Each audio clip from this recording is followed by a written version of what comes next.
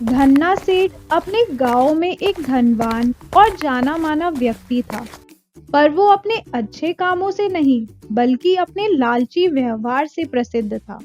उसको लोग लालची सेठ कहकर बुलाते थे। बाप बड़ा ना भैया, सबसे बड़ा रुपया, ओ भैया सबसे बड़ा रुपया, एक कप मसाला चाय बना दे चुन्नू। देखो बहन, कौन आया है, गांव का सबसे बड़ा आदमी, राजा से भी बड़ा। गांव का सबसे बड़ा लालची आदमी। बोलो बहन।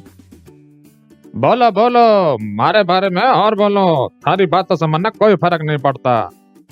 हाँ भाई, तुम्हें फर्क ही क्यों पड़ेगा, तुम्हारा तो काम ही है गांव के लोगों के पैसे चुराना। चुप कर, मारे बारे में ऐसे उल्टी सीधी बात करने की थारी हिम्मत कैसे हुई? कैंची की तरह जो थारी जुबान चल रही है ना, इससे कटवा के जेल के भीतर बंद करवा दूंगा। तू जानती नहीं है कि मैं राजा साहब का कितना खास आदमी हूँ। तभी तुम गांव के लोगों के पैसे लूट लेते हो। जब राजा को ये बात पता चलेगी तो मैं नहीं, तुम जेल जाओगे। और ये बात कौन बताएगा? तू? थारी बातों पे राजा साहब क्यों भरोसा करेंगे? थारी ये जुबान काटने में ज्यादा देर नहीं लगेगी। आज राजा साहब ने गांव के प्रसिद्ध व्यक्ति को रात्रि भोज पे बुलाया, जिसमें मैं भी जाऊंगा। मैं चाहूं तो थारी शिकायत राजा साहब से कर सकता हूं। फिर थारे साथ क्या होगा ये तू अच्छी तरह से जाने है। चलो बहन, हमें यहाँ से चलना चाहिए। याद रख सेठ, एक दिन तेरा यही लालच तुझ पे भारी पड़ेगा, याद रखना। राजा के निमंत्रण पे गांव के प्रख्यात व्यक्ति रात्रि भोज के लिए महल पहुंचते हैं। सब राजा को नमस्ते करते हैं। आइए आइए, आप सभी महानुभावों का स्वागत है।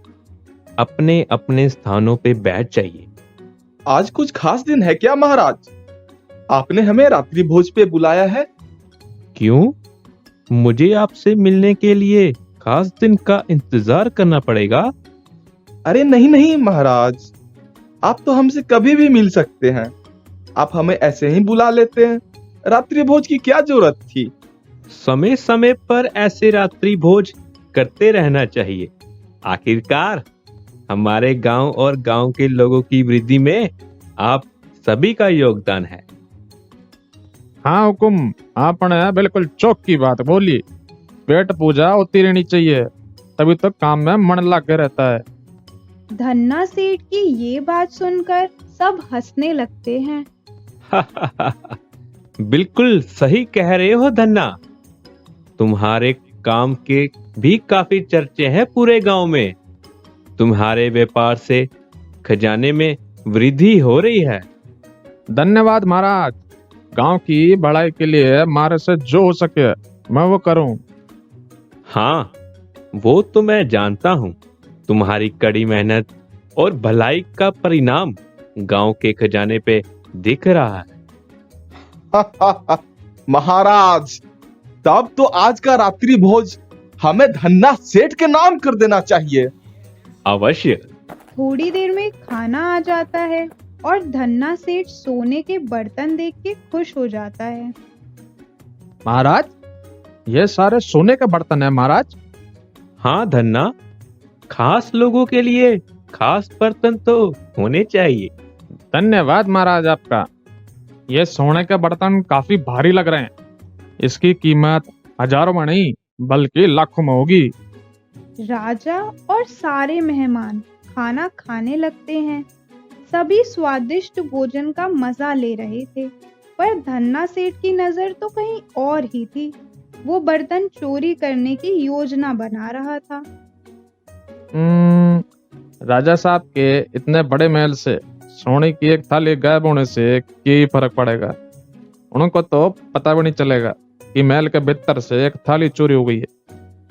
रात्रि भोज खत्म होने के बाद सारे मेहमान राजा से मिलके अपने अपने घर जाने लगते हैं। धन्ना सेठ अपने आसपास देखता है कि कोई नहीं है और तुरंत ही सोने की थाली अपने झोले में रख लेता है। वो भी घर जाने से पहले राजा से मिलने जाता है। महाराज, इतने स्वादिष्ट रात्रि भोज के लिए आपका बहुत बहुत धन्यवाद। मैं ये दिन हमेशा याद रखूंगा। राजा से मिलने के बाद धन्ना सेठ बाहर निकलता है। बाप बड़ा ना भैया, सबसे बड़ा रुपया, ओ भैया सबसे बड़ा रुपया। पर उसे दरबान रोक लेते हैं। इस झोले में क्या है? थारे को क्या, झोले में कुछ भी हो। चलो रास्ते से हटो और मन जाने दो। साहब, हम आपको ऐसे नहीं जाने दे सकते। अंदर आने से पहले और बाहर निकलते वक्त मेहमानों की जांच होती है। अरे भाई, काहे परेशान कर रहे हो हमारे धन्ना सेठ को? परेशान नहीं कर रहे साहब, बस आदेश का पालन कर रहे हैं। थारे को क्या मैं चोर दिखता हूँ कि तुम हमारे झोले देखने के लिए परेशान है? अरे धन्ना सेठ, शांत हो जाओ। कोई बात नहीं, सेठ को जाने दो दरबान। मंत्री के कहने पर दरबान सेठ को जाने देता है। राजा का सबसे खास बावर्ची हेमराज रसोई घर में पहुंचता है। वहां देखता है कि सोने की एक थाली तो कम है। ये क्या, सोने की एक थाली कहाँ गायब हो गई? हेमराज सोने की थाली ढूंढने लगता है। बर्तन ना मिलने से वो बहुत परेशान हो जाता है। महाराज को बताना होगा, पर ये बात सुन के वो जरूर क्रोधित होंगे। सुबह राजा के दरबार में राजा के साथ उनके सारे मंत्री उपस्थित थे। हेमराज दरबार में आके राजा को बताता है कि कल रात्रि भोज के बाद सोने के बर्तन में से एक बर्तन चोरी हो गया। ये क्या कह रहे हो हेमराज? कौन दुष्ट है वो जो ऐसी हिम्मत कर सकता है? ये हमें नहीं पता, पर कल सारे मेहमानों के जाने के बाद जब मैं रसोई घर में गया तो एक सोने की थाली कम थी। महाराज, हमें माफ कर दीजिए। कल रात्रि भोज की सारी जिम्मेदारियां आपने हमें दी थी, जिसका हम अच्छे से पालन नहीं कर पाए। बाहर खड़े दरबारी क्या कर रहे थे? जाओ, दरबान को तुरंत बुला कर ले आओ। मंत्री के बुलावे पे दरबान सभा में आता है। क्यों जी, तुम मुख्य द्वार पर क्या सोते रहते हो? चोर महल के अंदर आके चोरी कर लिया और तुम्हें कानों कान खबर नहीं लगी? माफ करें मंत्री जी, पर हम हमेशा चौकन्ने रहते हैं। हमारी नजर में ऐसा कोई भी संदिग्ध व्यक्ति नहीं आया। चौकन्ना रहने के बाद भी कल रात्रि भोज के बाद चोरी हो गया। चोर एक सोने की थाली ले गया और तुम सोते रहे। महाराज, आप हमारी बात पे विश्वास कीजिए। कल रात्रि भोज के समय सुरक्षा और भी सख्त थी। आदमी तो क्या, पंछी भी पर नहीं मार सकता था। तुम पंछी ही देखते रह गए और वहां चोर अपना हाथ साफ करके चला गया। महाराज को बताओ अगर तुम्हें किसी पे शक है तो। राजा ये सारी बातें चुपचाप सुन रहा था। महाराज, आपकी आज्ञा से हमें कुछ कहना है। अपनी बात रखो दरबान। हमें धन्ना सेठ पे शक है। बकवास बंद कर। धन्ना सेठ इस गांव का जाना माना व्यक्ति है। वो ऐसा काम क्यों करेगा? और महाराज भी उस पर बहुत भरोसा करते हैं। महाराज, मैं उन पे बिना बात के आरोप नहीं लगा रहा हूँ। धन्ना सेठ रात्रि भोज के लिए जब आए थे तो उनका झोला हल्का था। वापस जाते समय सेठ का झोला भारी हो गया। वो दोनों हाथों से झोले को उठा के निकल रहे थे।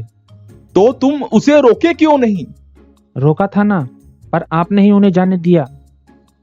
ये सुनकर राजा मंत्री की तरफ देखने लगे।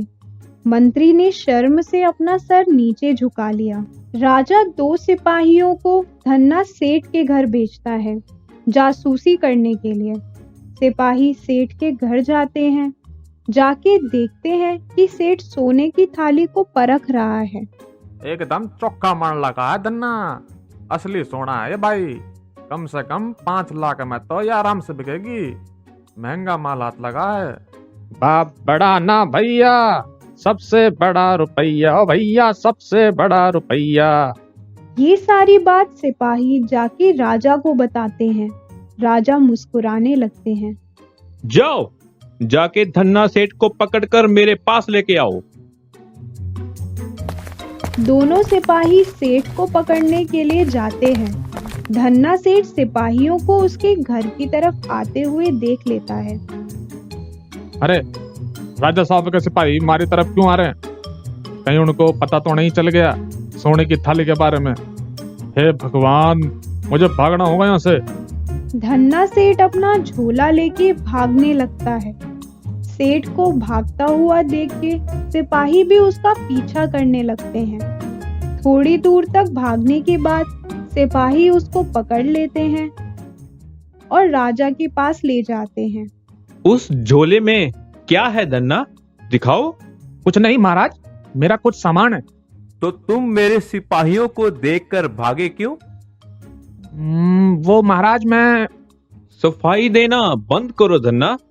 एक तो चोरी और ऊपर से सीना चोरी। तुम्हें क्या लगता है मुझे तुम्हारी गलत कामों का पता नहीं चलेगा? चुन्नूलाल, अंदर आओ। चुन्नूलाल सभा में आता है। धन्ना सेठ चुन्नूलाल को देख के हैरान रह जाता है। चुन्नूलाल एक मामूली चाय वाला है। इसके चाय और पकोड़े पूरे गांव में प्रसिद्ध हैं। गांव के लोगों की चर्चा सबसे ज्यादा चुन्नू के दुकान पे ही होती है और ये सारी जानकारी मुझे आके देता है। क्यों धन्ना, तुम्हें क्या लगा था कि मैं राजमहल में रहता हूँ तो मुझे कुछ पता नहीं चलेगा? धन्ना सेठ और मंत्री राजा की बात सुनकर हैरान रह जाते हैं। तुम्हारे लालच की खबर मुझे पहले ही मिल गई थी धन्ना, और इसीलिए मैंने कल रात्रि भोज का आयोजन किया। जानबूझकर आप सबको सोने की थाली में खाना परोसा, तुम्हारी ईमानदारी देखने के लिए, जिसमें तुम विफल रहे। मैं ये जानता था कि सोने के बर्तन देख के तुम्हें लालच आ जाएगा। मुझे माफ कर दीजिए महाराज, मुझसे बड़ी गलती हो गई। अब ऐसा कभी नहीं होगा। तुम 2 गुने दाम पे लोगों को सामान बेचते हो, मजदूरों को उसका वेतन भी नहीं देते। तुम्हारी जगह सिर्फ काल कोठरी में है धन्ना। सिपाहियों, ले जाओ इसे। राजा के आदेश पे सेठ को जेल लेके जाया जाता है। बाहर खड़े लोगों को राजा के फैसले के बारे में पता चलता है। वो इस आदेश से बहुत खुश हो जाते हैं। जेल जाते समय धन्ना सेठ को वही औरत मिलती है। क्यों सेठ, सारी हेकड़ी निकल गई? क्या कहा था मैंने कि एक दिन तुम्हारे लालच के बारे में राजा को पता चलेगा और उस दिन तुम जेल जाओगे। तुम्हारे इस लालच की वजह से तुमने धन और इज्जत दोनों को खो दिया है सेठ। धन्ना सेठ को अपनी गलती का एहसास हुआ कि लालच करना बुरी बला है। ऐसी ही और वीडियोस देखने के लिए हमारे चैनल को लाइक, शेयर और सब्सक्राइब करें और नोटिफिकेशन के लिए बेल आइकन दबाएं।